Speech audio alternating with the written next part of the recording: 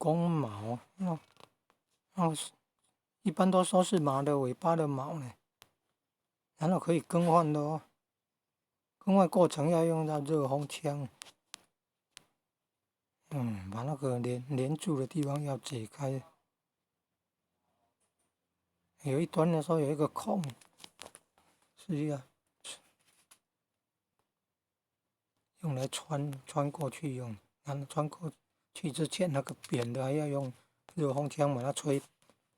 软了，然后可以捏成圆圆的，才有办法穿过那个小小的孔，过去以后才把它压扁，因为它有粘性会粘住，但是换的时候就是要用热风枪吹那个粘住的地方，热啊一热就可以把胶给溶解，然后可以拆开。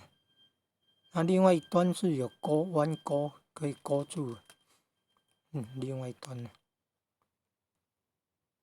那个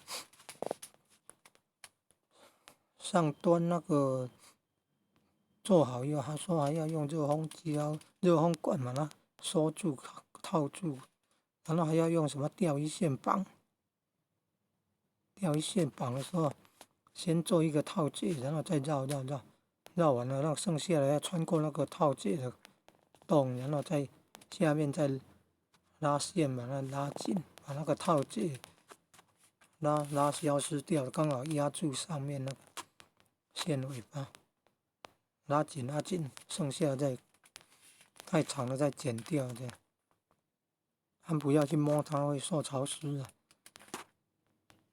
公毛久了说不容易上松香，摩擦力小，然后那个拉出来的声音就小。公毛是可以换的，